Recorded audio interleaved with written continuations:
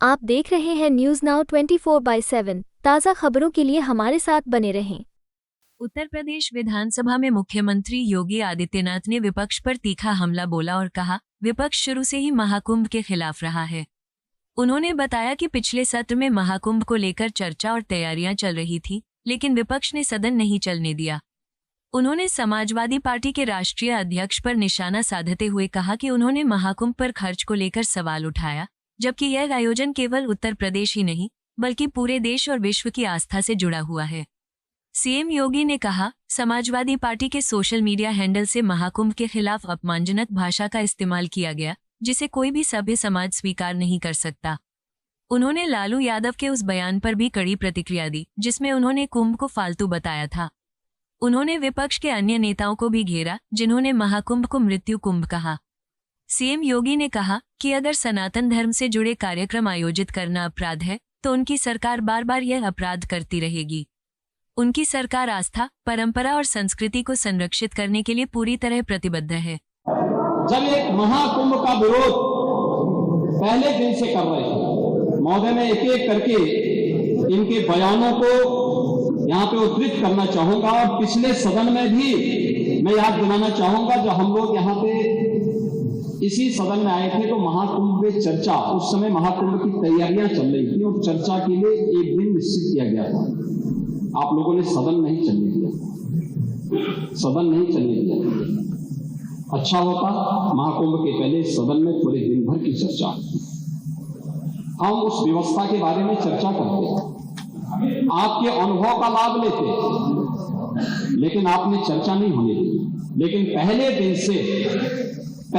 दिन से ये चर्चा, पहले दिन से ये अफवाह और इस प्रकार का दुष्प्रचार आपके द्वारा निरंतर होता है। आप याद करिए, समाजवादी पार्टी के राष्ट्रीय अध्यक्ष ने महाकुंभ आयोजन के पहले इस बारे में कहना शुरू किया कि साहब इतना पैसा और इतना विस्तार देने की आवश्यकता क्या है। उनका बयान कि हमारी सरकार से अपील है कि बहुत सारे बुजुर्ग जो 65 साल से ऊपर और 70 साल से ऊपर के लोग हैं, स्नान नहीं कर पाए।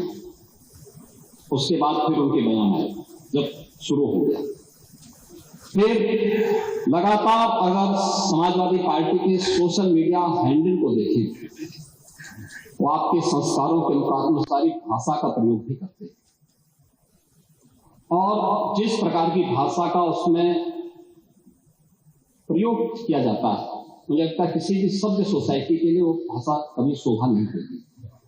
आप लोगों के अपने संस्कार हो सकते हैं, आप लोगों का अपना व्यवहार हो सकता है, लेकिन कोई सभ्य समाज और कोई सभ्य सोसाइटी उसको कभी मान्यता नहीं दे सकती। लेकिन उसके माध्यम से लगातार दुष्प्रचार किया गया। यही नहीं, ये भी मांग हुई। देखिए, आपकी पार्टी के ही नेता, आपके अध्यक्ष ने कहा कि हम मांग करते हैं कि अकबर का किला जो बिल्कुल संगम नोच पर वहां जो वट वृक्ष है उसकी पूजा करते हैं। सरस्वती नदी भी वहीं से निकलती है।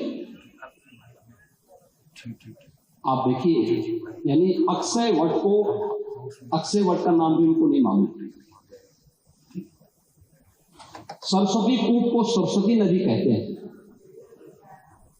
ये आपका जनरल नॉलेज।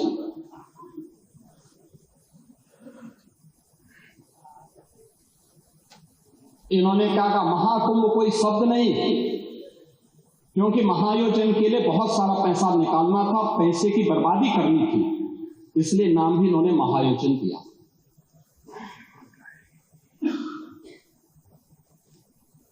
पहले दिन से ही राज्य सरकार आंकड़े दे रही है कि कितने लोगों ने पवित्र डुबकी लगाई है।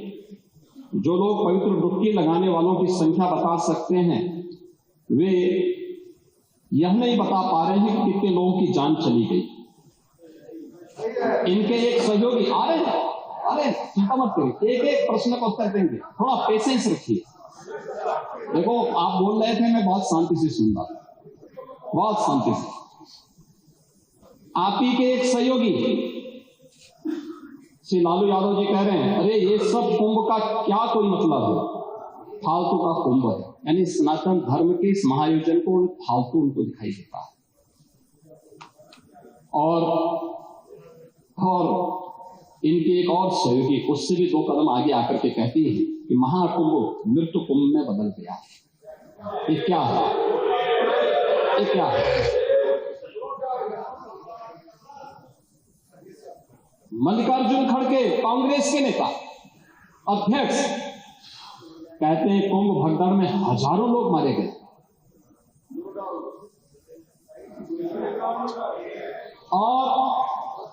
और जया बच्चन क्या कहती हैं? ये समाजवादी पार्टी की नेत्री है।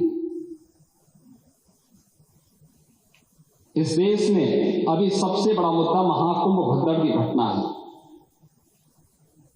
उन मृतकों की सही संख्या बतानी चाहिए और जनता को सफाई देनी चाहिए। उन्होंने आगे क्या बात कही? उन्होंने कहा व्यवस्थाएं आम आदमी के लिए नहीं बल्कि वीआईपी के लिए थी। शवों को गंगा में बहा दिया गया, इससे पानी प्रदूषित हुआ है। यही पानी लोगों तक पहुंच रहा है। ये इस प्रकार के गैर जिम्मेदाराना बयान समाजवादी पार्टी, कांग्रेस, आरजेडी और टीएमसी के नेताओं के द्वारा सनातन धर्म के जुड़े हुए सबसे बड़े आयोजन के प्रति दिए गए। महोदय, मैं ये जानना चाहता हूं कि क्या सनातन धर्म का अनुयायी बनना या सनातन धर्म के किसी आयोजन को भव्यता के साथ करना क्या कोई अपराध है? उस आयोजन को उन सीमाओं के साथ, उस आस्था को सम्मान देकर के आगे बढ़ाना क्या कोई अपराध है? और अगर अपराध है तो हमारी सरकार इस अपराध को कर रही है। और आपको यह वीडियो पसंद आया हो तो इसे लाइक करें, हमारे चैनल को सब्सक्राइब करें।